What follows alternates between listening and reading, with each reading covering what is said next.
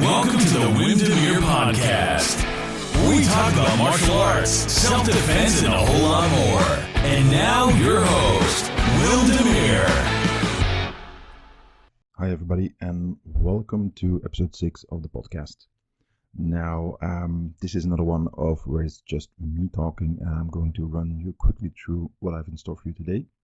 First part is just a little bit of updates of what has been going on lately. And then I want to delve into something that I titled Complex Issues. I'm going to explain a little bit more in detail afterwards, but that's going to be the meat of today's show, and we're going to end up with Q&A as usual. So first, a couple of updates. As many of you know, I've been to the US for 2 weeks. I just returned. And as always, it's been an amazing trip. I very much enjoyed my time there because I get to do things that combine the best of all possible worlds for me. That means that I get to hang out with good friends. I get to enjoy teaching people and then spend a lot of time in a place where it's actually a lot better as far as the weather is concerned than here back in Belgium, where fall has pretty much set in and winter is coming for sure. So that was excellent, despite the fact that the fires in Northern California were relatively close by. We didn't have that much of an issue with it. You could see that the sky was a little bit different, and there was obviously the issue of the polluted air quality. But overall, it didn't really affect my trip. So anyway, just to tell you that I've been away for a little while. I tried to give a little bit of a peek into that trip on my Facebook page and so on. But that automatically has a downside, and that is that I haven't been able to do a whole lot of riding. So obviously I'm getting back into things nowadays, now that I'm back home and I've pretty much recovered from my jet lag. But it took a little bit of time away from the riding that I wanted to do. So I have to make up for that, which is a little bit difficult, obviously, because along with the end of my holiday comes a return to my professional life, which means a lot of work. And immediately when I got home, I got several proposals of business projects to work on, mainly teaching seminars in companies and doing the kind of things that I do outside of the martial arts world. And that's actually going to take up quite a bit of time because I'm developing a few new workshops that have to be built to spec for the companies that I'll be working with. So I'm pretty much looking at a very intense end of the year business-wise. So that's going to eat up a little bit of the time as well. So I'm trying to compensate on that. I'm trying to compensate that a little bit, as I've explained before, by trying to work a little bit smarter. So I acquired Dragons Naturally Speaking, which is a voice dictation software, voice recognition software. And allows me to basically work on the road. So what I do is while I'm driving around, which I unfortunately have to do a lot for my work, I dictate just into my cell phone an MP3 file, and then I can later upload that to that software, and it just transcribes it. So that saves me a lot of time, and I can be a little bit more productive. So I've managed to be more effective in my writing by doing that ever since I started about a little bit over a month ago. It's almost November now, so I started, I think, the second week or the first week of September, and took a little bit of training to get that down, but that's going quite nicely now. So that's what's planned. Going back to writing, obviously, the book I'm working on now is Boxing for Self-Defense. For those who haven't been keeping up to date with my social media and my patrons on Patreon, obviously know this already. What I've discovered is that I have a lot more material that I want to put into the book than I had planned, which means that it's going to be too much for one book. The result of that is that I decided to make it 2 separate books at a minimum, perhaps even 3, but I'm not quite sure if a third one will work out. So for now, the plan is writing Boxing for Self-Defense Volume 1, which covers the basic techniques of boxing, and that means what you learn in the boxing gyms all over the world, the sport of boxing, those kind of techniques, how you adapt them for self-defense, How do you use those kinds of techniques to defend yourself when you're attacked in the street or whatever? So that's going to be the focus of the book, and a large part of that is technical. For instance, it's a huge difference if you punch with 14 or 16 ounce gloves on and then you do the same punch bare knuckled to somebody's head. So that kind of stuff, and also the differences obviously between sports fighting, no matter how hard the sport is, and boxing is perhaps one of the hardest combat sports that we have, in my opinion. But there's a big difference between that and obviously self-defense, where there are no rules, there's no referees, and many other factors that I'm going to go into in the book. Then I'll get to the second volume, and that will be tentatively titled Volume 2, Dirty Boxing. And that's going to look at many of the things that are forbidden in sports boxing because of the rules. No rabbit punches, no kidney punches, no stepping on the feet, and a bunch of fouls basically that are outlawed in the sport of boxing. But obviously you can do them in self-defense when there are no rules to follow. So I'll look at that aspect of boxing in a different book, and I quickly realized that putting those two aspects, so basic boxing and then dirty boxing or foul techniques, putting all that into one book was just way too much. So I'm going to have to cut that down a little bit, and then separate those files, separate those two topics into separate books. So that's what's coming up. I'm going to resume work on that this weekend actually. So I'm expecting to make a lot of progress. Moving on to the next part. As some of you also know, my publisher, one of my publishers, Paladin Press, is closing shop. The company is going to stop operating at the end of the year. And I just got an email that they're doing the final sale. And if I'm not mistaken, they offer about 65% off of all products that are still in stock. Which means that if you want to get my stuff, and I'll put a link to my stuff at Paladin Press in the show notes, you better act now. So this is Friday, October 27th, 2017.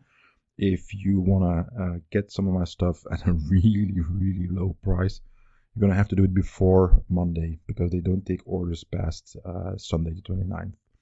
So that is something that I might advise you on. And also take a look at all the other people, authors who offer products in the Paladin Press catalog. There's a truckload of really good material there from other people as well. So you might want to jump on that chance, because once again, the Paladin Press closes down, and that will be the last time you'll be able to buy from them directly. That also means the last time that they will offer those books and videos for sale. The only thing that you'll be able to get is secondhand stuff, and then when the rights revert to the authors, including me, at the beginning of next year, then it's up to them to basically reissue the material, do a second edition, sell it differently, and so on. So I've covered this a little bit before. What I'm planning on re-releasing my heavy bag book, and I have some plans for my videos that I have with Paladin Press that I'm not quite ready to announce basically what I'll be doing with it. Though I'm closing in on how I think what would be the best way to offer it to you guys again. So stay tuned for an update on that more.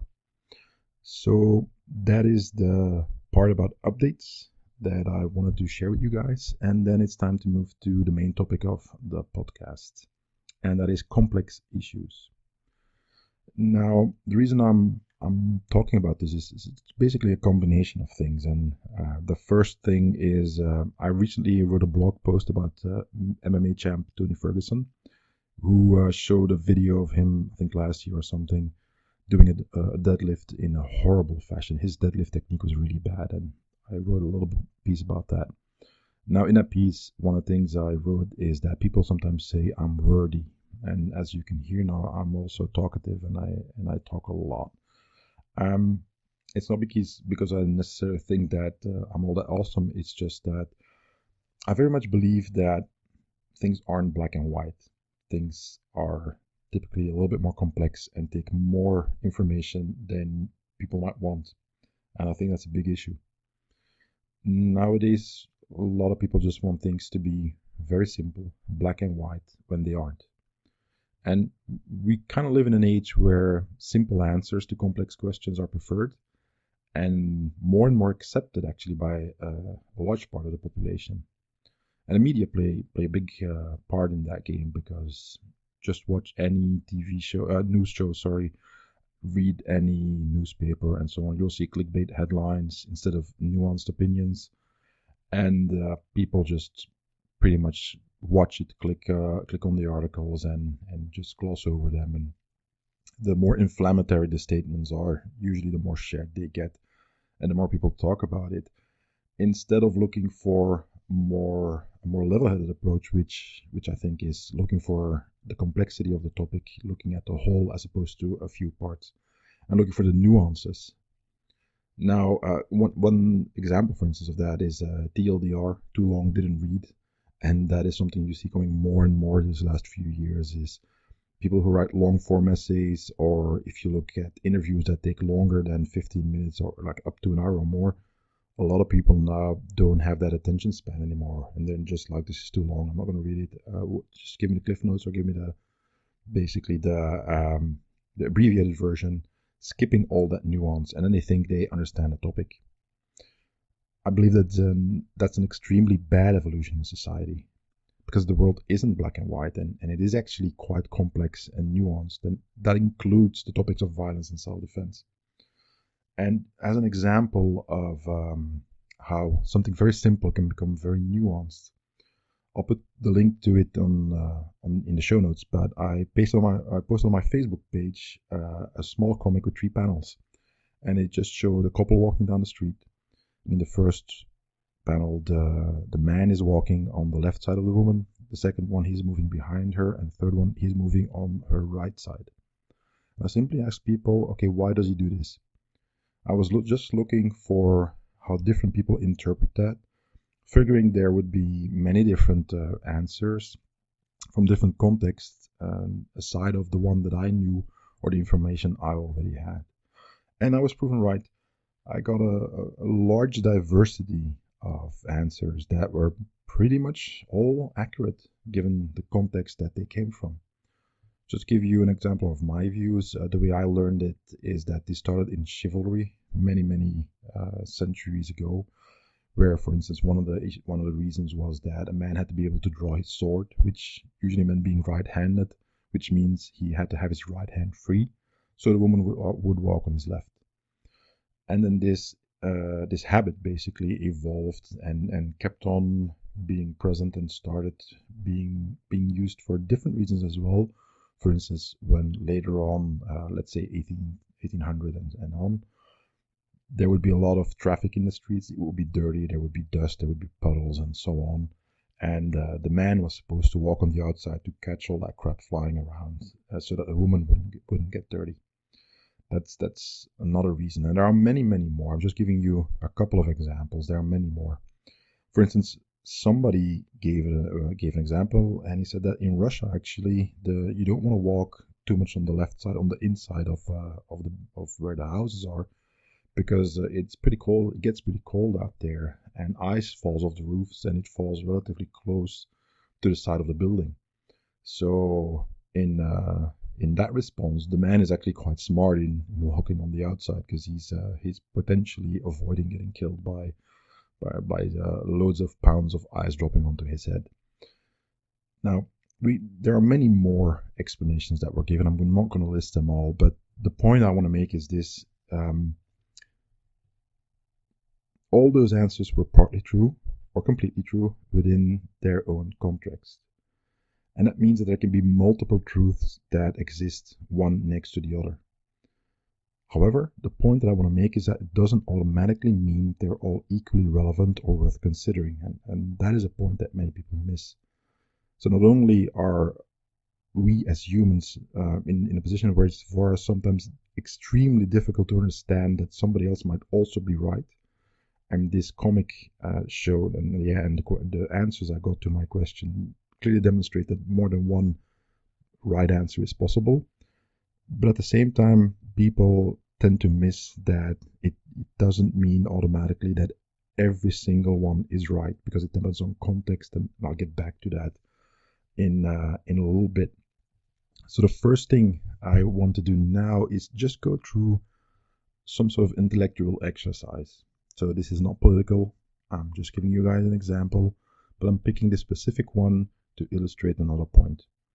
Now, as with all such intellectual exercises, you can pick it apart until it disintegrates.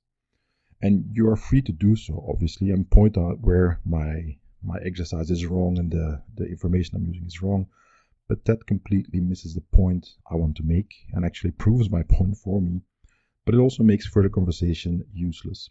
So for those of you who don't know yet, I'm Belgian. I'm not a US citizen. I don't vote in the US. I really have no dog in this fight. So this is just an intellectual exercise, and I'd like you to just try and just join me in there.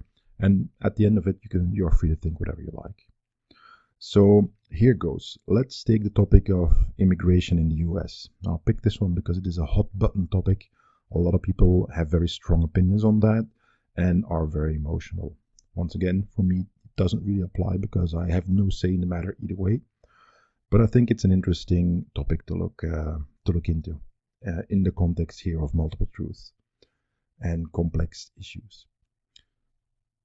There are several things you have to do. So the first is I will post a link in the show notes, and you can see it on my Facebook page, but I posted a video of me driving along Highway 101 in Northern California. We were going back north after our short holiday, and you can see me just for about a minute making a video of just me pointing the camera to the side of the car through the window, and you can see just a full stretch of fields where people are growing crops. So this is just a video that takes about 1 minute, but you continuously see pretty much the same thing, field. That's it. Now, if I were to point the camera to the other side of the road, you would have seen the same thing. The other point that I want to make is that if I would have kept that camera rolling for about an hour, and we were driving, I think about 70 miles an hour, if I would have made that video an hour long, you would have seen very much the same thing for an hour on end.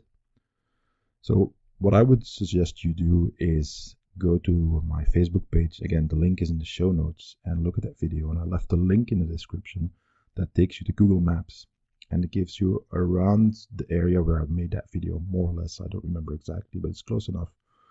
And then zoom out using the satellite view. So you can see just how huge that area is where people are cultivating the land and growing crops and basically making produce. Now, the point is not just how large it is. The point is also that this is just one area in the US where they're doing that. They're doing it in many other places as well. But it gives you just an idea of the scale. Now, when you look at that scale, another point here is that it takes people to cultivate all those vegetables. All that stuff needs to be handled in large part by people. And that means hard manual labor under very harsh conditions. Now, there are several claims that I read about that a large part of the labor force working in that agricultural industry is either of immigrant origin or they are illegal aliens. Now, for the sake of this exercise, let's assume that's true. Once again, there are different numbers on that, but let's just assume that it's true. Now, one argument for immigration would be that you need people for those jobs, and the claim is then also that Americans don't want to do them. Let's once again assume that's correct. So if that is so, then you have a solid reason to allow immigration, because millions of Americans need affordable food every day. Now, in the history of the world, there have been famines. There have been many of them where millions of people died because there wasn't a way to get affordable food. Having your agricultural system working correctly and providing food to the civilian population is quite important. So that would be an argument for immigration. Now, let's hold on to this thought for a little while I open up a different topic. Here's another data point. Depending on which studies you read, there are about 1.5 million to 3.5 million truck drivers in the US. So this is a very large source of employment for many people and is integral of the modern economy. Now ask yourself this question. What if self-driving trucks become commonplace and it replaces those drivers? Now, this is already happening. I've put some links in the show notes showing you that there are companies that already have actually had the first delivery of a self-driving truck that I think it was a load of beer actually from Colorado to wherever, I don't remember.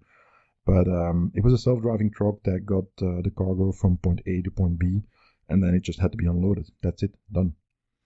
I know that several large companies are working on similar solutions, and one of them is, for instance, having a driver in one truck driving to wherever the cargo needs to go, and then having a self-driving truck follow it immediately and automatically and drive to where they have to go. So then the truck driver in the first truck unloads two trucks, basically doubling the amount of cargo that can be transported by one human being.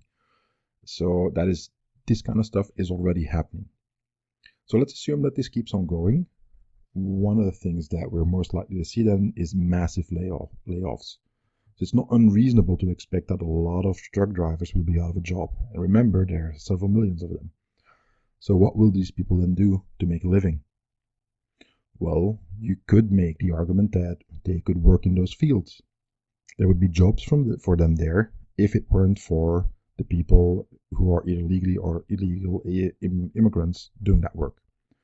So that would be an argument against immigration then. Once again, I'm not making that argument. This is simply an intellectual exercise. Now, if you immediately want to scream at me because I made the first point about for immigration and the second point against it now, that very much illustrates the point that I wanted to make, and that is whenever we have a hot button issue, it's rarely as black and white as it seems, and people get upset, they get emotional, and they no longer want to see that usually there's a lot more nuance to that topic, which means that we have to consider a lot more factors that are involved than the ones that actually go along with the argument that you make or the position that you take. So this exercise is just a little example of how that tends to work. Now, aside of all that, all this is fine and dandy, but regardless of which choices you make on this topic of immigration, then, given the points I just made, people still need to eat. So these fields still need to be cultivated. Now, you don't just get to make an emotional argument or a political argument about this and then ignore the harsh reality is that without food, a lot of people will die. So you have to be a pragmatist and then look at the reality of the situation and find a workable solution. So that is usually where I end up, is looking at the pragmatic point of view and saying like, okay, just I totally understand what your point of view is, but we still need to get results. So that's one aspect of it, but it isn't all. Now, I gave you just simply two very random points of information. So the amount of land that is being cultivated in the US, the kind of people that supposedly do the hard labor, and then the other data point of truck drivers and self-driving trucks becoming commonplace, and those people being out of a job, and then potentially their next job could be then in agriculture. So those are 2 points, but let's add a couple more. So let's ask this question: what if robotics takes over in agriculture and there is less a need for human labor? But then both those truck drivers and immigrant workers are out of a job, right? So then we have a problem that goes way beyond immigration, because now we have double the size of people unemployed. Now, if you think this is science fiction, robotics is one of the fields that is advancing rapidly in all fields of industry, in all fields of human life, actually. For instance, McDonald's is experimenting with self-serving kiosks already. They're already doing that. That's one. There's already, if I'm not mistaken, it's in San Francisco, there's already a robot coffee bar, or a coffee maker, where he makes an excellent cup of coffee. He can make it to spec. It's perfectly great. It tastes great. It's clean and it's healthy, and it's all up to whatever health standards that you want. But it doesn't involve humans anymore. So robotics are actually becoming more and more a huge influence on every aspect of human life, and in the economy that's getting to be bigger and bigger. So let's assume that. What if robotics take over and there's not the same need anymore for humans to be involved? Let's make another point. What if the numbers are wrong? Because I've read many articles as a preparation for this podcast, and they make contrary claims to just how many people of immigrant descent, legal or otherwise, work in the farming industry. So who's right? So let's assume that whatever number you use to advance your point of view, your position on this topic, what if it's wrong? Let's add another point to this. So what if there's a factor out there that you haven't considered and it trumps everything else and it makes the entire discussion more or less irrelevant because it overrides all the previous arguments? For instance, what if robotics and technology evolve in such a way that it becomes so cheap to cultivate the land and grow produce that there's enough for everybody? And this might seem a little bit fantastical and out of this world, but I'd like you to look at how the Netherlands provides vegetables for a large part of Europe. It's a huge part of their export. Again, I put a link in the show notes so you can read some articles there and research it further. But they call it precision agriculture, and they use high-tech solutions to maximize the results. So what if their systems, the way that they work, are applied all over the world? What if we could just increase the yield of all crops to such a degree that food would be plenty and it wouldn't cost much? So how would that change the equation? And I could go on for a little while, adding more factors and that we can take into account in this discussion. But the point is, like I said, there's more than one truth, and they can all exist at the same time because things are rarely black and white. My position is that obviously not all truths are equally valid or relevant, because that is one of the things where, in my opinion, not enough people talk about that. And I'll give you the example again of that cartoon. I don't live in Russia. I live in Belgium, and the people in Spain also don't live in Russia. The climate is very different there. So let's assume that you live in a desert. Well, when there are tall buildings there, the chance of you getting crushed by ice falling from the roof is pretty much zero. So the reason that you would walk on the left or the right side of that woman is completely different for you than for the people in Russia, where that is actually a reality. So that doesn't mean that they are wrong. It also doesn't mean that you're wrong. It means that their reasons, their truth is irrelevant to you. It doesn't matter because the context where you live is completely different. So that is a large part of the point that I wanted to make. The second part is that if you can follow me with this intellectual exercise and you can accept that, and you can see that the complexity and therefore a nuanced debate is actually very much needed for such a hot button topic, can you then also accept that is also necessary for other hot button topics like violence, self-defense, police brutality, racism, and you name it? So if you can accept that, I think then we managed to achieve something interesting, something worthwhile that I believe everybody who lives in 2017 and beyond will hopefully be able to accept, and maybe we can get a little bit further along the road as opposed to shouting at each other. So as a final point, a little while ago I wrote an article called The Cure for Arrogance in the Martial Arts. And in there, there's a link to a page where you can see the scale of the universe. And we are insignificantly small if you look at that. And also a link to a well-known article about what it means to get a PhD. And when you look at that, again, I'll put the link in the show notes. Look at those links and you'll see that, again, we are so small as a human being in the universe that it doesn't mean anything, whatever you think or do. And on the other hand, you know so little about all the other fields that you do not have a PhD in, or that you're not an expert in if you don't have a PhD, it doesn't matter, that your expertise actually is so small compared to all the rest of the knowledge that we humans have acquired throughout the centuries and millennia, that it's fair to say that we are both insignificant and we know nothing. Now, I'm exaggerating a little bit, but the point I want to make is that several things. First of all, expertise doesn't transfer necessarily to other fields. And that means that in my case, I will only usually speak about only a few topics where I consider I have the training, the knowledge, and the experience to speak about in a more or less intelligent fashion.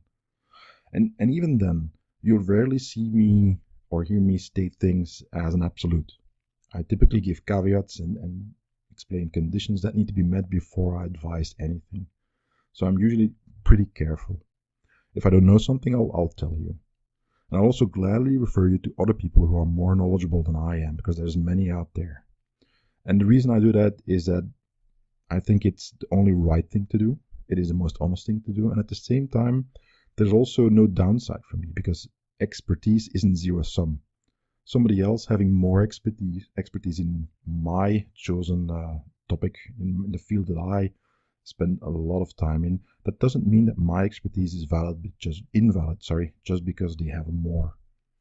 So it's not personal. It's not an ego thing. We should all try to rise above that kind of thinking, in my opinion.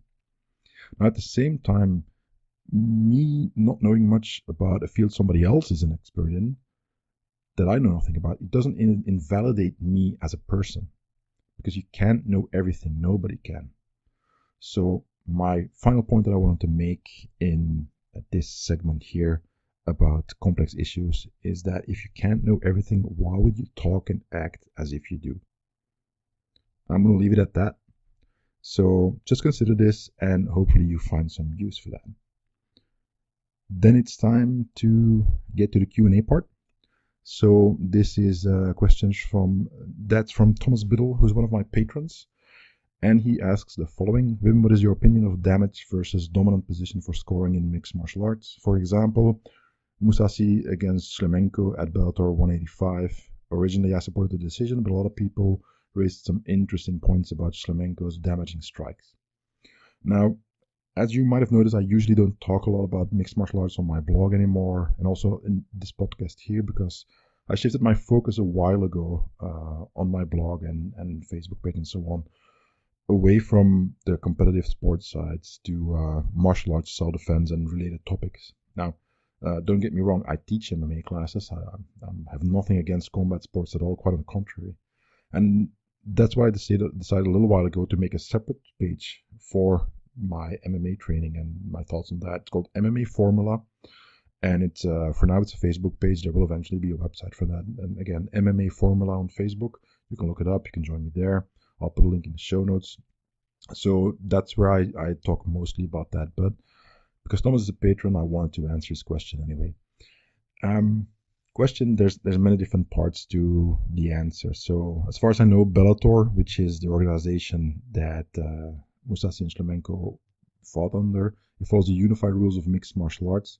You can look that up on the internet, and what you'll see there is there's a bunch of articles about judging. Now, it becomes very complex very quickly. I would not want to be a judge in whatever organization, UFC or Bellator. It's not my thing, and I think it's quite difficult to do that correctly. So one of the criteria is that judges have to evaluate techniques like effective striking and grappling, controlling the ring, being aggressive, defending correctly, and so on.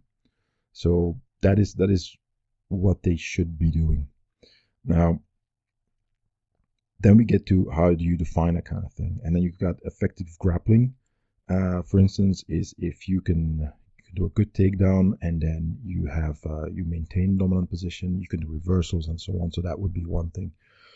Same thing if you're looking at effective striking, it means that it's a correct strike, meaning it's not just this half-assed thing that is flailing and lands by accident, but it's actually an effective strike that the guy has to take into account. And then we go on and on into more difficult circumstances. And then, for instance, one of the factors that is involved is that if, for instance, during the round, they spent most of the time on the ground, both fighters, then the judges are supposed to look at how effective the grappling of both men is. And then striking comes second. And the opposite is also true. If they spend most of their time standing, then obviously the judges looking at that round have to weigh striking more heavily than grappling, and so on. So those are some of the factors that are involved. At the same time, I think it's last year that there were some changes in the uniform rules. I posted a couple links in the show notes where you can read a lot more in detail about that. But basically, the commission tried to clarify the rules a little bit and make it more clear that there is actually a hierarchy in how the judging is supposed to be done. Now, this is too technical to get into too much detail, because it's not really what I want to give a long technical explanation about. My point is the following. When you look at the fight, and I saw the fight, and I wasn't all that overly impressed, but then again, Mousasi got, his eye was shut down very early in the fight, so he wasn't fighting effectively. If you've had that happen to you, where you have to fight and you can only see out of one eye, you know how difficult that is. My opinion, I would have given a slight advantage to Mousasi the way that he controlled the fight on the ground. And in my opinion, Shlemenko didn't do enough in the stand-up to counterbalance that and tip the scales in his favor. Now, this is a very personal opinion, and I wouldn't put money on that. Let's put it that way. I think that the fight was relatively close, and if I had to individually give the win to somebody, I would have given it to Mousasi anyway.